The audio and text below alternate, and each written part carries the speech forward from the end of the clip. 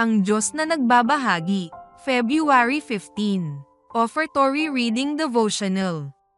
Sapagkat sa pamamagitan niya nilalang ang lahat ng mga bagay sa langit at sa lupa, ang mga bagay na nakikita at ang mga bagay na hindi nakikita, maging mga trono o mga pagkapanginoon, maging mga pinuno o mga may kapangyarihan, lahat ng mga bagay ay nilalang sa pamamagitan niya at para sa Kanya.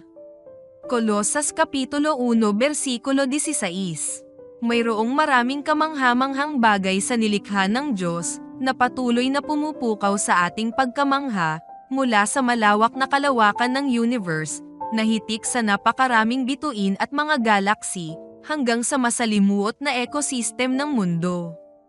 Isaalang-alang ang kayamanan ng mga mineral, na naghihintay na matuklasan at mahukay, at ang mga magkakaibang hanay ng mga hayop at ibon na naninirahan sa ating planeta.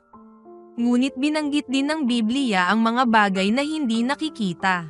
Lahat ng ito na ipinahayag ng Biblia ay nilikha sa pamamagitan niya at para sa Kanya. Ang mahahalagang mineral tulad ng ginto, brilyante, at uranium, kasama ang mga mapagkukunan tulad ng langis na makabuluhang nakakaapekto sa buhay sa lupa, ay nilikha lahat sa pamamagitan ni Jesus. Sa katunayan, ang nakikita at hindi nakikita ay nilikha para kay Jesus, hindi para sa atin. Ginagamit natin ang mga kayamanang ito dahil ibinabahagi ng mapagbiyayang si Jesus sa atin. Bilang ganti sa Kanyang mga pagpapala, hinihiling niya na kilalanin natin ang Kanyang pagmamay-ari sa pamamagitan ng pagbabalik ng 10% bilang ikapo kasama ng mga handog. Hindi ba't kakaiba na kung minsan ay ipinagkakait natin sa may-ari kung ano ang nararapat na pag-aari niya? Sa tuwing tayo ay pinagpapala, may panawagan sa atin na kilalanin ang pagmamay-ari ng ating tagapagligtas sa lahat ng bagay na inaangkin natin bilang atin.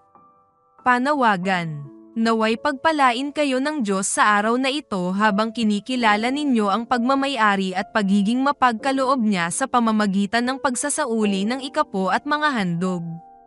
Sa pagbabalik natin ng ating mga ikapo at mga pangakong handog, ilagay natin sa huli ang ating mga hangarin, at unahin ang Diyos.